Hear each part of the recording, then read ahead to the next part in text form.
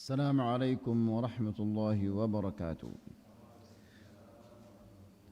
إن الحمد لله نحمده ونستعينه ونستغفره ونعوذ بالله من شرور أنفسنا ومن سيئات أعمالنا. من يهده الله فلا مضل له ومن يضلل فلا هادي له. أشهد أن لا إله إلا الله وحده لا شريك له وأشهد أن محمدا عبده ورسوله. يا أيها الذين آمنوا اتقوا الله حق تقاته ولا تموتن إلا وأنتم مسلمون. يا أيها الناس اتقوا ربكم الذي خلقكم من نفس واحدة وخلق منها زوجها وبث منهما رجالا كثيرا ونساء واتقوا الله الذي تساءلون به والأرحام إن الله كان عليكم رقيبا. يا أيها الذين آمنوا اتقوا الله وقولوا قولا سديدا يصلح لكم أعمالكم ويغفر لكم ذنوبكم ومن يطع الله ورسوله فقد فاز فوزا عظيما. أما بعد فإن أحسن الكلام كلام الله وخير الهدى هدى محمد صلى الله عليه وسلم وشر الأمور محدثاتها فإن كل محدثة بدعة وكل بدعة ضلالة وكل ضلالة في النار. إخواني وأخواتي في الدين, أعزكم الله. Bapak-bapak dan ibu-ibu yang dimuliakan Allah, alhamdulillah, segala puji bagi Allah Subhanahu wa taala yang pada malam ini mempertemukan kita di salah satu majlis yang dicintai oleh Allah Subhanahu wa taala, yaitu majlisul ilm.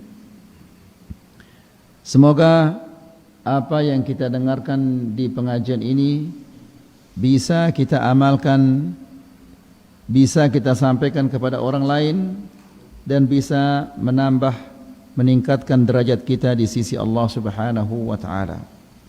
Ikhwani fid din, a'azzakumullah. Apabila kita mengaji, maka harus kita sadar bahwa kita ini ingin membangun rumah kita di akhirat. Apabila kita membangun rumah di dunia, ulah itu beli tanah, ulah itu beli semen, ulah itu beli batu, ulah itu ngonjalini, ulah itu ngonjalino, dan seterusnya. Maka membangun rumah di akhirat itu membutuhkan kesabaran, keikhlasan, melaksanakan perintah-perintah Allah dan menjauhkan larangan-larangan Allah. Salah satu perintah Allah ini adalah yaitu menuntut ilmu agama agar kita mengetahui akidah kita, agar kita mengetahui ibadah dan akhlak yang disyariatkan oleh Allah Subhanahu wa taala. Ikhwani fid din, a'azzakumullah.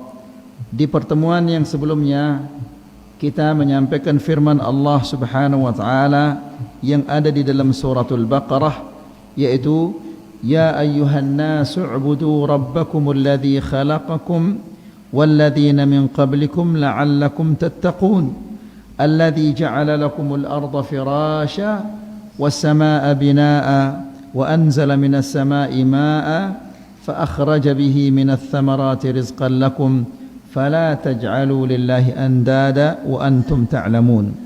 Yang artinya adalah, wahai sekalian manusia, sembahlah Tuhan kalian yang telah menciptakan kalian, yang telah menciptakan orang-orang sebelum kalian, la'allakum tattaqun, agar kalian bertakwa kepada Allah, agar kalian menjadi orang-orang yang bertakwa kepada Allah Subhanahu wa taala.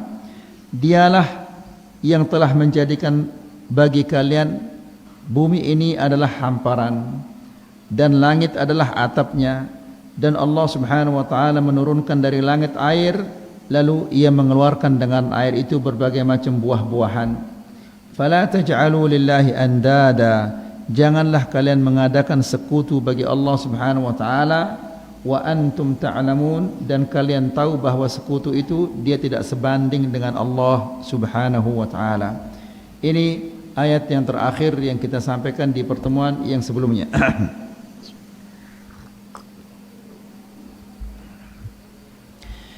Mari kita lanjutkan ayol ikhwah. Qala al-Imam Ibn Kathir. Al-Imam Ibn Kathir mengatakan, Al-Khaliq li hadhihi al-ashya' huwa al-mustahiq lil-ibadah.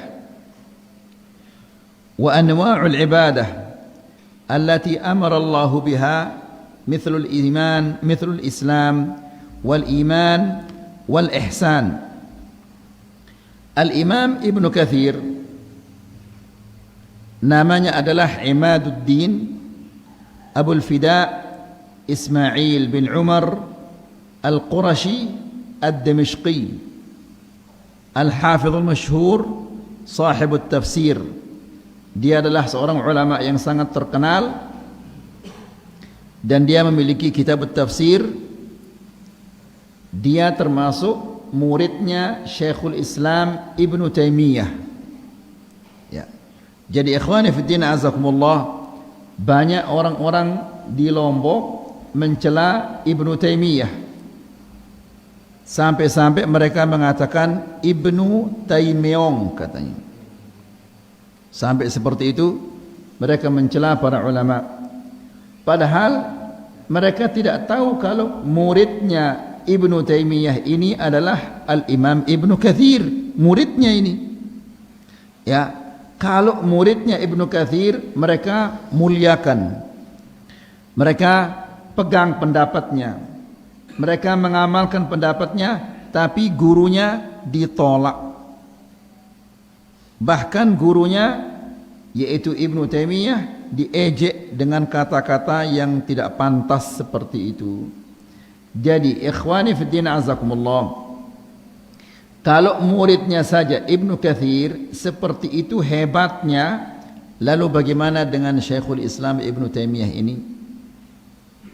Ya, Ibnu Taimiyah rahimahullah ta'ala gurunya itu umurnya habis untuk mengarang kitab, habis untuk berjihad, dan habis di penjara. Dia di penjara bukan karena melakukan kejahatan, tapi karena banyak orang-orang yang hasad dan sakit hati kepadanya sehingga dia keluar masuk penjara.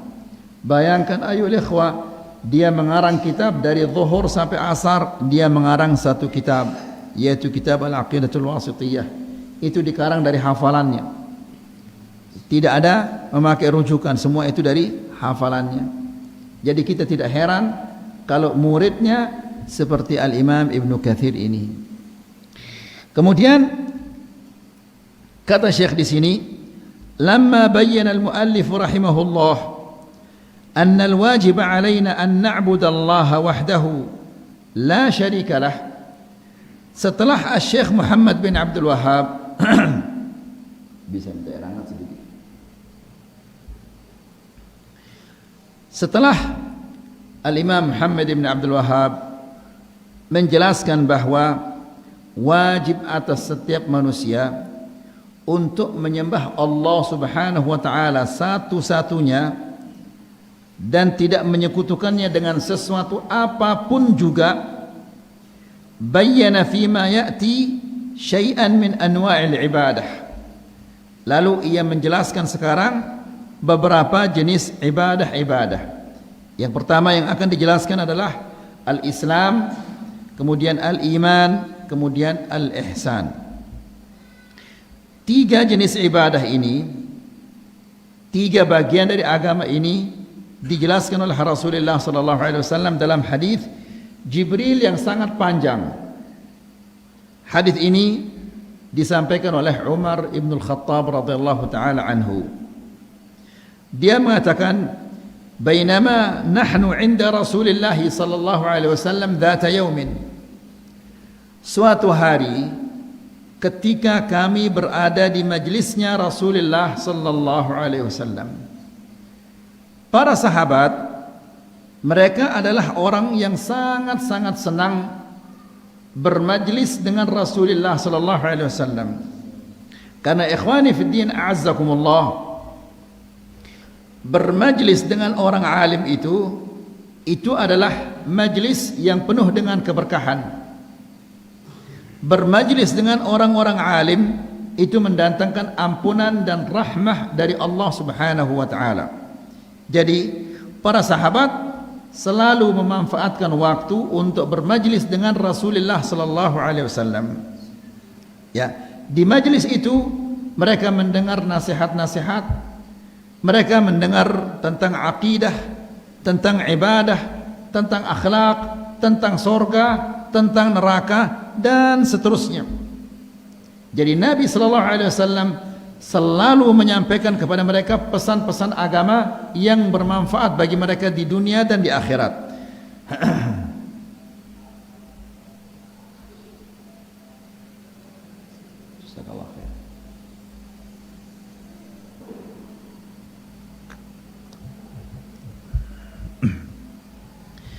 Kemudian di saat mereka sedang bermajlis dengan Rasulullah sallallahu alaihi wasallam, tiba-tiba muncul seseorang syadidu bayadus thiyab, syadidu sawad asy-sya'r, la yura alaihi atharus safar.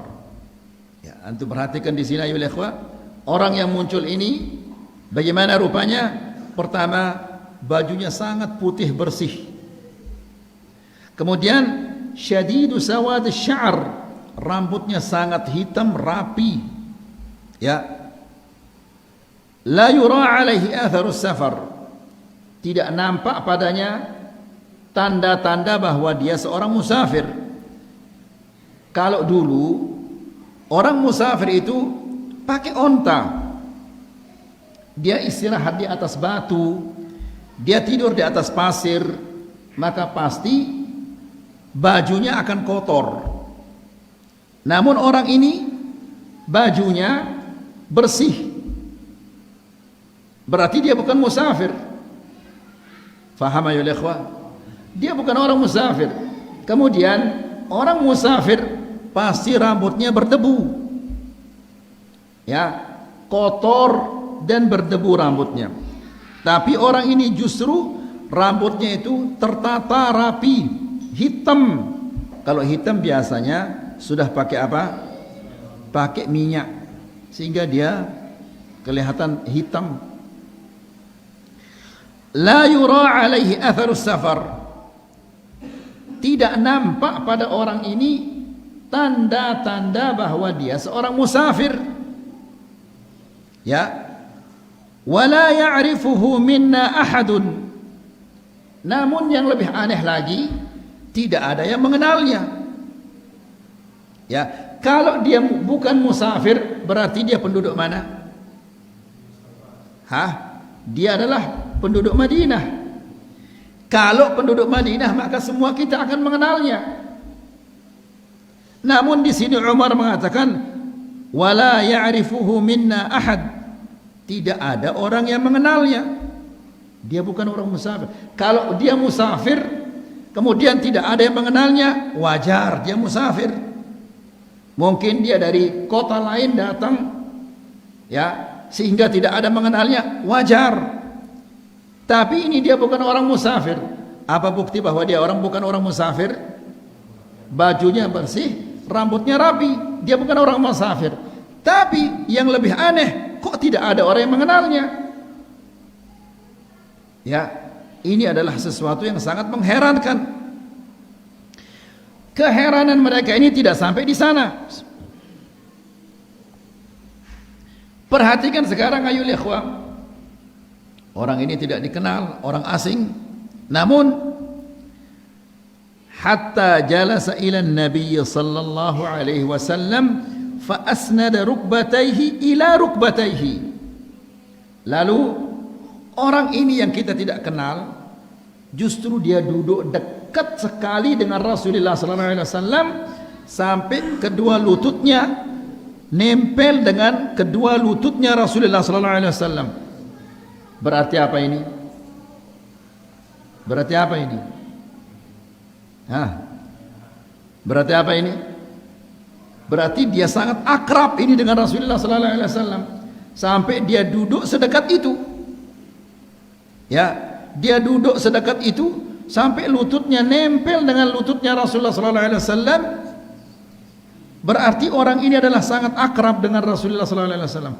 Namun anehnya tidak ada yang kenal.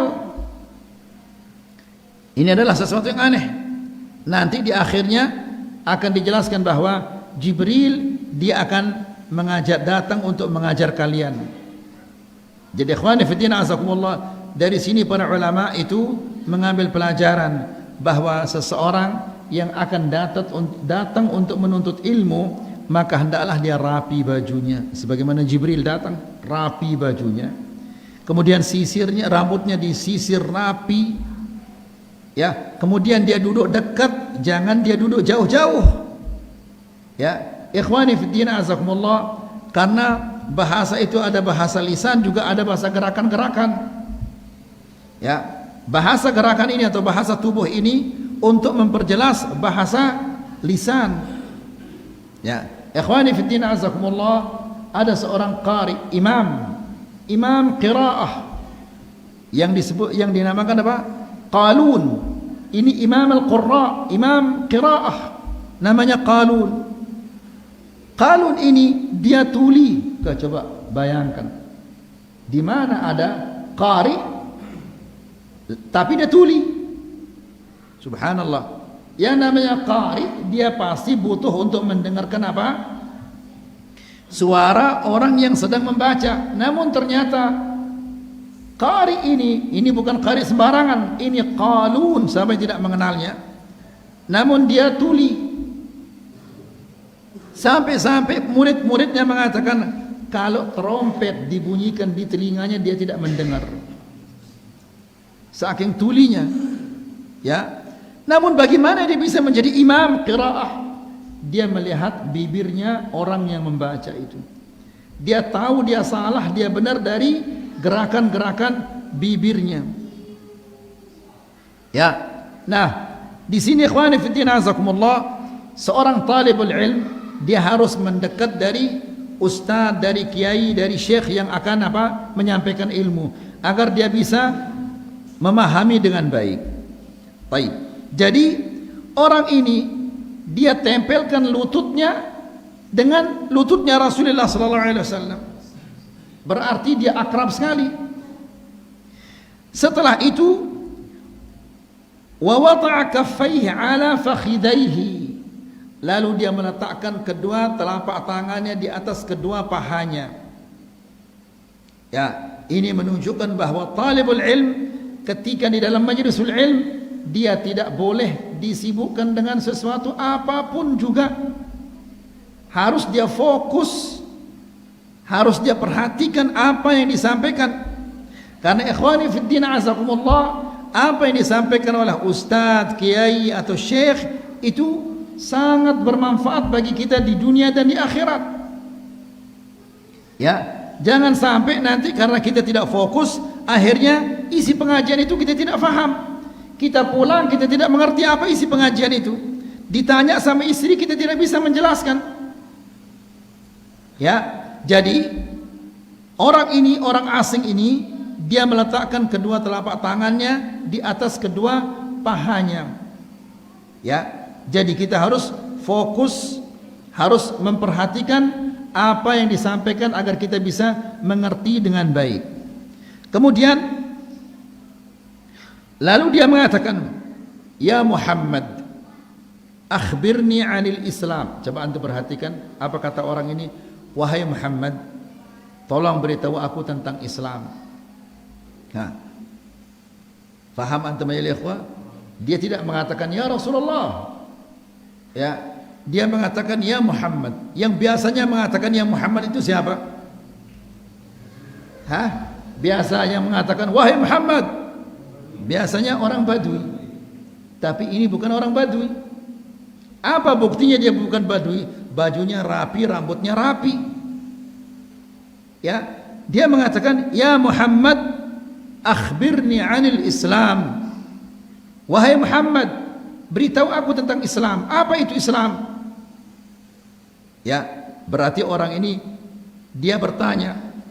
Orang yang bertanya itu dia ingin tahu. Dia tidak tahu dan dia ingin tahu. Faqal, lalu Nabi sallallahu alaihi wasallam menjelaskan kepadanya, "Al-Islam an tashhada an la ilaha illallah wa anna Muhammadar Rasulullah wa tuqima as-salah wa tu'ti az-zakah wa tasuma Ramadan wa tahujja al-bait in istata'ta ilaihi sabila." Qala sadaqta. Ya, Rasulullah sallallahu alaihi wasallam menjelaskan kepada orang ini apa itu Islam. Nabi mengatakan, "Al-Islam, Islam itu adalah engkau bersaksi tidak ada ilah yang berhak disembah kecuali Allah, dan engkau bersaksi bahwa Muhammad adalah utusan Allah. Wa tuqimas salah, dan engkau mendirikan salat."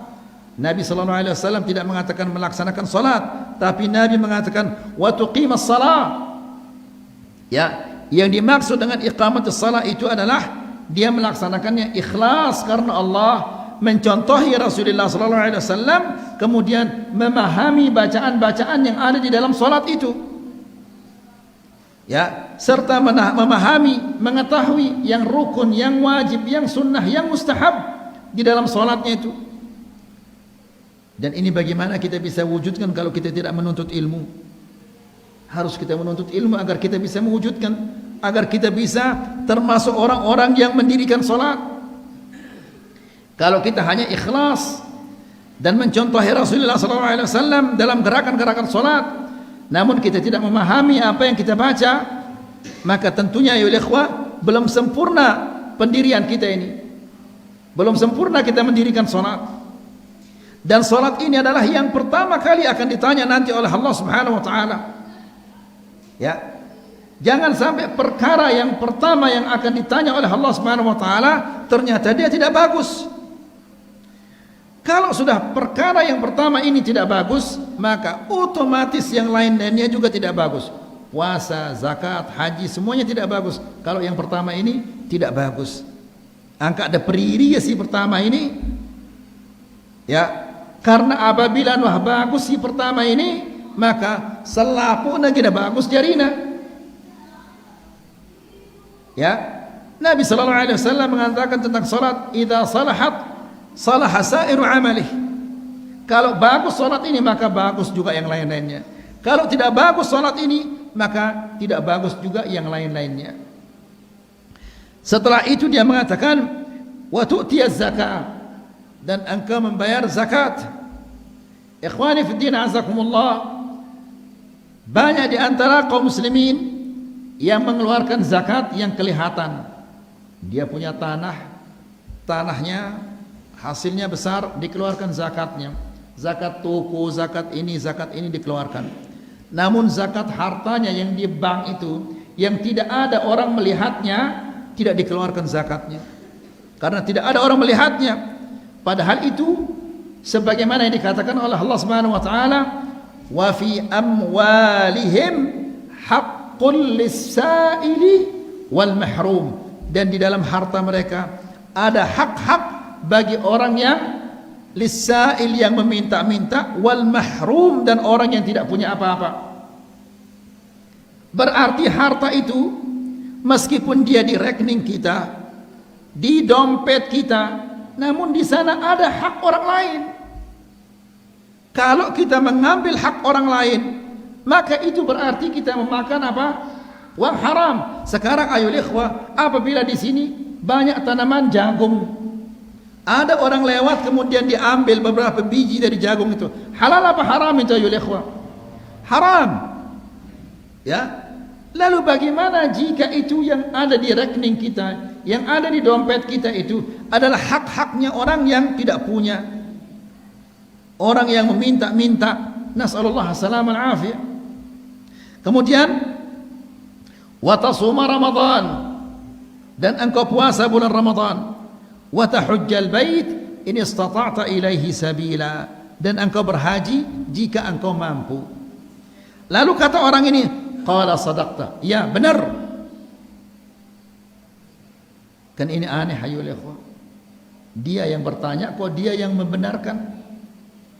Seharusnya orang yang bertanya itu dia tidak tahu, kemudian dia bertanya. Tapi ini dia bertanya kemudian dia mengatakan ya benar, seolah-olah dia tahu jawabannya. Ya. Lalu Umar mengatakan fa'ajibna lahu yas'aluhu wa yusaddiquhu. Kami heran sama orang ini. Dia bertanya kok dia yang membenarkan. Ya. Kemudian lalu orang ini mengatakan fa akhbirni 'anil iman. Beritahu aku tentang iman. Apa itu iman? Nabi mengatakan an tu'mina billah wa malaikatihi wa kutubihi wa rusulihi wal yaumil akhir wa tu'mina bil qadari khairihi wa syarrih. Iman itu adalah engkau beriman kepada Allah, malaikatnya, kitab-kitabnya, rasul-rasulnya, dan beriman kepada hari akhir. Wa tu'mina bil qadar khairihi wa syarrih, dan beriman kepada al-qadar yang baik maupun yang buruk dari Allah Subhanahu wa taala. Lagi-lagi orang ini mengatakan qala sadaqta. Benar engkau. Heran sahabat-sahabat. Dia bertanya kok dia yang membenarkan? Subhanallah. Ya. Kemudian orang ini lagi mengatakan fa akhbirni 'anil ihsan. Kalau gitu beritahu aku tentang al-ihsan. Apa itu al-ihsan? Nabi menjawab, an ta'budallaha ka'annaka tarahu, fa in lam takun tarahu fa innahu yarak. Al-ihsan ini adalah tingkatan agama yang paling tinggi. Ya, sehingga orang-orang yang mencapai tingkatan ihsan itu saking yakinnya kepada Allah, yakin terhadap janji-janji Allah Subhanahu wa taala, ketika mereka beribadah seolah-olah mereka melihat Allah, seolah-olah. Ya, jangan membayangkan ketika antum salat antum bayangkan Allah Subhanahu wa taala di depannya. Ada mungkin yang membayangkan kakinya, ada mungkin yang membayangkan badannya, ada mungkin kepalanya atau yang lain-lainnya. Ayyuhal ikhwah, bagaimana kita bisa membayangkan sesuatu yang kita tidak pernah melihatnya? Tidak mungkin itu kita bisa membayangkan. Jangankan Allah Subhanahu wa taala, ya, makhluk Allah saja tidak bisa kita bayangkan. Allah Subhanahu wa taala berfirman tentang surga, wala khatara ala qalbi bashar. Apa yang ada di dalam surga itu tidak pernah terlintas di benak manusia. Jadi bagaimanapun kita menghayalkan, hayalan kita itu salah. Tentang jeruk yang ada di dalam surga, kita hayalkan, hayalan kita salah.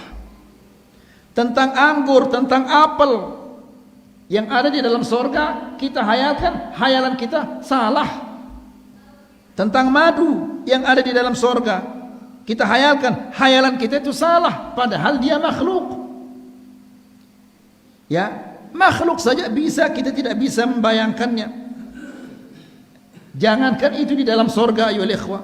Ini angin yang bertiup ini, dan kita rasakan angin ini. Ya, dia menyejukkan udara dan dia menggerakkan pakaian kita. Namun kalau kita ditanya bagaimana rupanya angin ini, tidak mungkin ada bisa yang menjawab, padahal dia makhluk. Lalu bagaimana dengan Allah Subhanahu wa taala?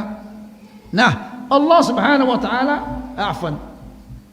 Rasulullah sallallahu alaihi wasallam mengatakan an ta'budallaha ka'annaka tarahu. Engkau sembah Allah Subhanahu wa taala seolah-olah ayo ikhwah, engkau melihatnya. Saking yakinnya sehingga seolah-olah Allah itu ada di depannya. Ya, dia melihat Allah. Fa illam takun tarahu, kalau engkau tidak bisa mencapai tingkatan yang seperti ini, fa innahu yarak. Ya, hadirkanlah di dalam hatimu bahwa dia selalu melihatmu.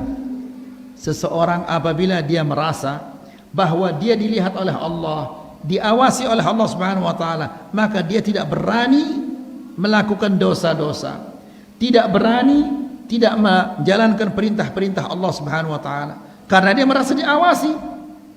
Coba kalau kita melihat ada pekerja-pekerja, ketika ada mandor dia mengerjakan pekerjaan itu dengan baik, tapi ketika mandor tidak ada dia asal-asalan.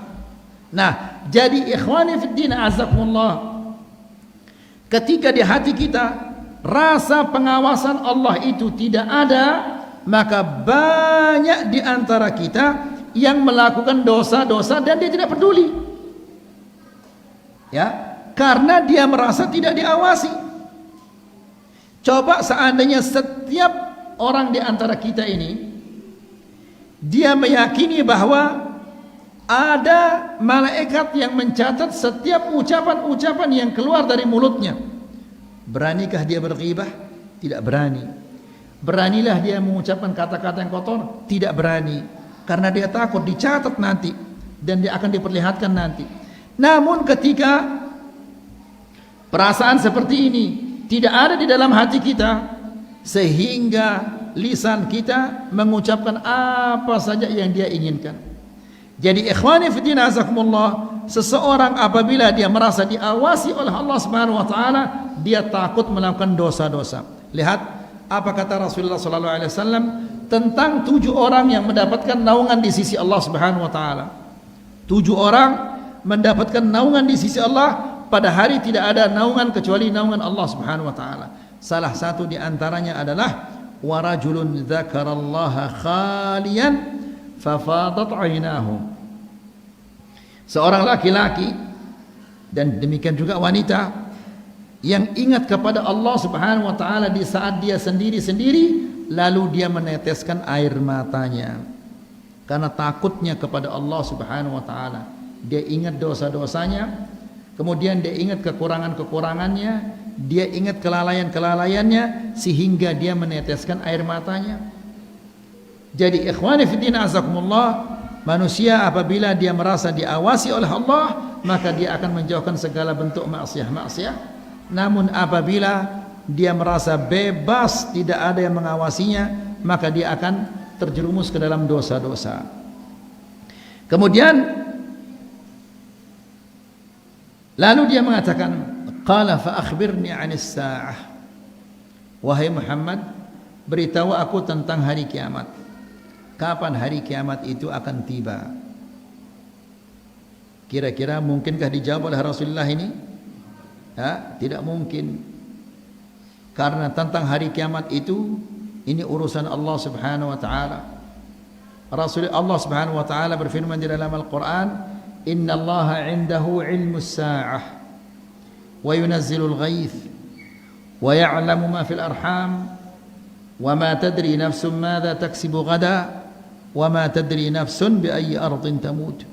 Yang artinya adalah sesungguhnya di sisi Allah Subhanahu wa taala ilmu tentang hari kiamat, kapan dia tiba hari kiamat, hanya Allah yang tahu. Wa yunazzilul ghaith, dan Allah yang menurunkan hujan. Ya, meskipun mendung okap ya, lalu ternyata tidak turun hujan. Sudah gelap, kita kira sekarang akan belabur ini, akan banjir ini, ternyata tidak turun hujan.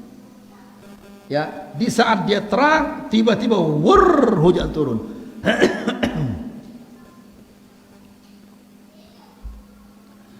Wa yunazzilul ghaith, dan Allah yang menurunkan hujan. Wa ya'lamu ma fil arham, dan Allah yang tahu apa yang terdapat di dalam rahim wanita itu, dia laki atau perempuan. Kemudian bagaimana rezekinya, bagaimana umurnya, dia ke sorga atau ke neraka, itu diketahui oleh Allah Subhanahu wa taala. Wa ma tadri nafsum madza taksibu ghada. Tidak ada jiwa yang mengetahui apa rezekinya besok. Meskipun kita sudah berancang, berencana, namun Allah Subhanahu wa taala yang menentukan. Wa ma tadri nafsun bi ayyi ardin tamut, dan tidak ada jiwa yang mengetahui di mana dia akan mati. Yang 5 ini hanya diketahui oleh Allah Subhanahu wa taala. Baik. Jadi tentang hari kiamat Nabi sallallahu alaihi wasallam mengatakan mal mas'ulu anha bi'a'lama minas sa'il. Yang ditanya tidak lebih tahu daripada yang bertanya. Jadi dua-duanya tidak tahu. Yang ditanya tidak tahu, yang bertanya juga tidak tahu. Ya, namun Nabi sallallahu alaihi wasallam menjelaskan kepada kita hari kiamat itu akan tiba pada hari Jumat. Tapi Jumat yang mana? Tidak ada orang yang tahu Jumat yang mana itu. Apakah Jumat yang besok atau Jumat berikutnya atau tahun depan atau 10 tahun lagi? Tidak ada orang yang tahu. Nah, ikhwani fillah azakumullah, semua makhluk-makhluk ini takut di hari Kamis. Pada hari Kamis mereka semua takut. Kenapa? Jangan-jangan besok Jumat itu hari kiamat. Sehingga mereka semua makhluk-makhluk ini takut. Kecuali siapa? Manusia yang tidak ada takutnya sama sekali. Meskipun malam Jumat, ya, tetap dia bermaksiat kepada Allah Subhanahu wa taala. Ya, di hari Jumat disunnahkan untuk apa? Membaca suratul Kahf. Dia tetap aja tidak baca suratul Kahf. La ilaha illallah. Luar biasa pengkhianatnya manusia ini. Kemudian jadi Nabi sallallahu alaihi wasallam tidak tahu kapan hari kiamat itu akan tiba. Lalu ditanya lagi. Qala fa akhbirni an amaratiha. Kalau gitu beritahu aku tentang tanda-tandanya. Apa tanda-tanda hari kiamat itu sudah dekat? Jadi ikhwani fillah azakumullah, tanda-tanda hari kiamat ini ada 3 macamnya. Yang pertama, diutusnya Rasulullah sallallahu alaihi wasallam. Ini tanda yang pertama, sudah terjadi. Ya, Nabi mengatakan, "Bu'ithtu ana was-sa'ati kahatain." Aku diutus oleh Allah dan hari kiamat seperti ini katanya. Dekat sekali jaraknya dia dengan hari kiamat. Ya, ini tanda-tanda hari kiamat yang sudah terjadi. Yang sedang terjadi sekarang, ada tanda-tanda hari kiamat yang sedang terjadi. Apa di antara tanda-tanda hari kiamat yang sedang terjadi yang sangat nyata ayo ikhwah?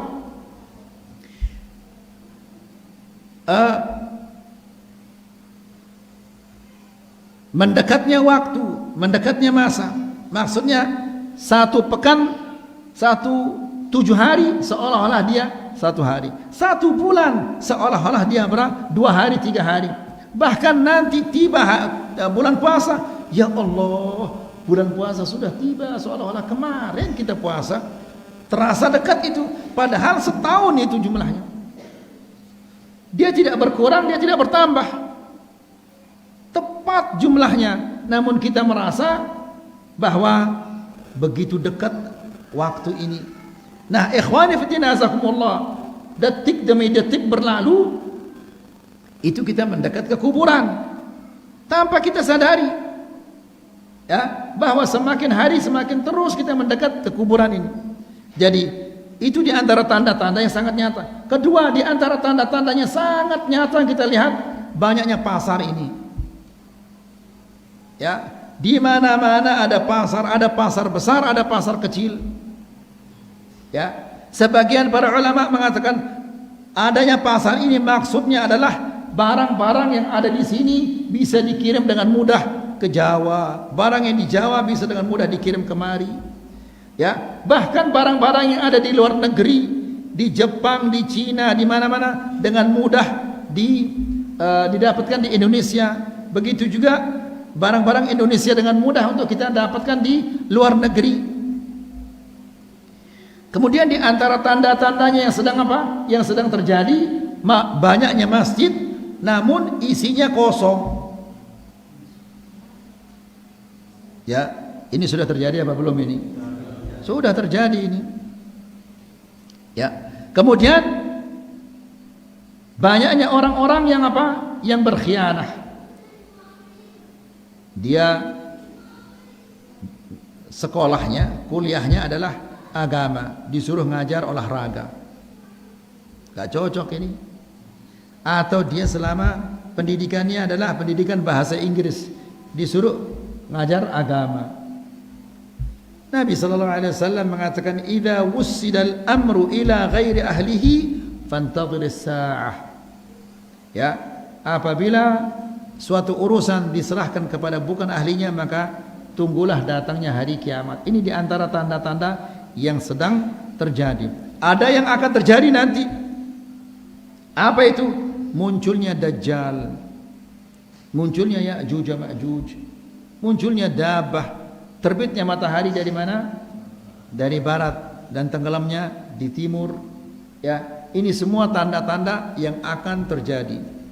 Jadi tanda-tanda hari kiamat itu ada 3 macamnya, yang sudah terjadi dan yang sedang terjadi dan yang akan terjadi.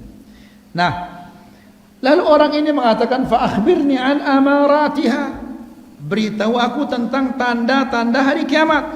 Nah, coba perhatikan tanda-tanda hari kiamat ini ada di sini apa enggak? Qal an talidal amatu rabbataha, yaitu budak melahirkan tuannya. Budak wanita melahirkan tuannya. Maksudnya apa yang di sini? Maksudnya adalah, kata para ulama, banyaknya orang-orang yang durhaka, banyaknya anak-anak yang durhaka kepada kedua orang tuanya, sehingga ibunya diperlakukan seperti budak. Nasallallahu salamal afiyah. Ya, padahal manusia yang paling besar haknya itu adalah siapa? Orang tua. Allah Subhanahu wa taala berfirman, "Wa qada rabbuka alla ta'budu illa iyyah wa bil walidaini ihsana."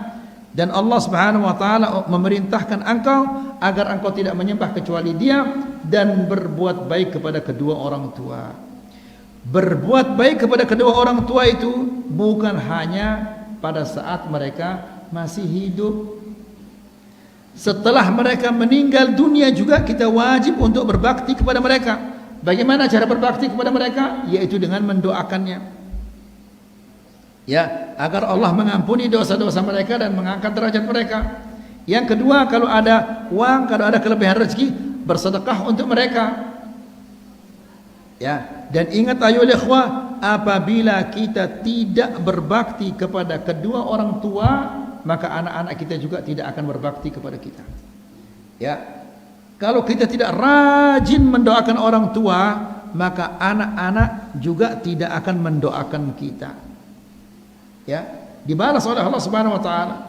Ibumu meninggal dunia tidak pernah engkau doakan. Sekarang di saat engkau butuh kepada doa anak-anakmu, anak-anakmu juga tidak mendoakanmu karena engkau demikian memperlakukan orang tuamu.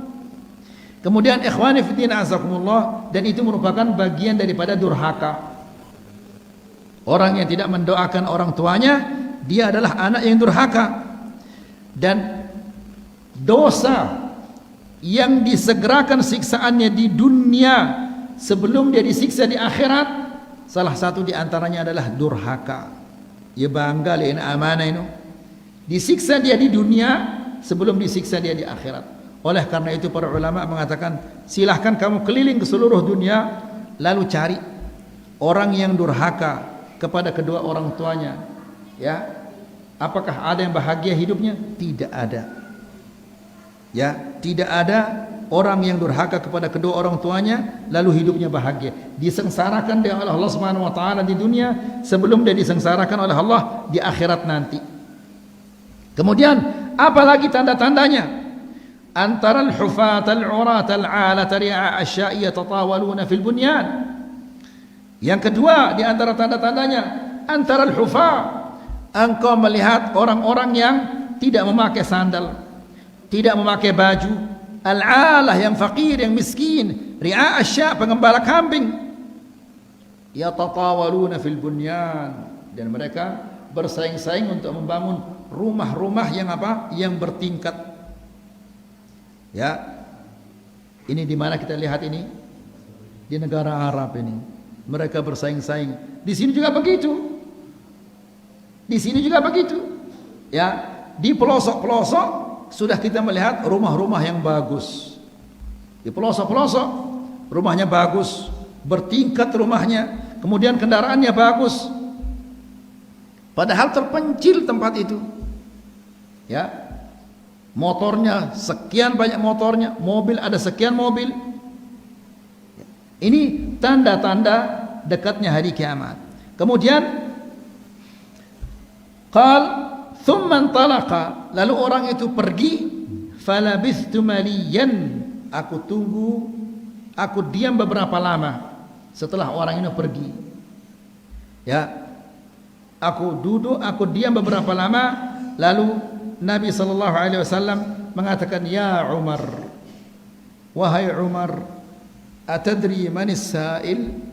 Tahukah engkau siapa yang bertanya tadi?" Umar mengatakan, "Allah wa rasuluhu a'lam." Allah dan Rasulnya lebih tahu. Saya tidak tahu siapa orang itu. Lalu Nabi sallallahu alaihi wasallam mengatakan, "Innahu Jibril atakum yu'allimukum dinakum." Itu adalah Jibril yang datang, yang sengaja datang kepada kalian untuk mengajarkan kalian agama kalian. Jadi, ikhwani fi din azakumullah, di sini Nabi sallallahu alaihi wasallam menjadikan al-Islam, al-iman, al-ihsan itu adalah bagian dari agama. Ini saja yang bisa kita sampaikan pada malam ini. Semoga ini bermanfaat, semoga bisa menambah keimanan kita dan ketakwaan kita kepada Allah Subhanahu wa taala. Wa sallallahu ala nabiyyina Muhammad walhamdulillahi rabbil alamin.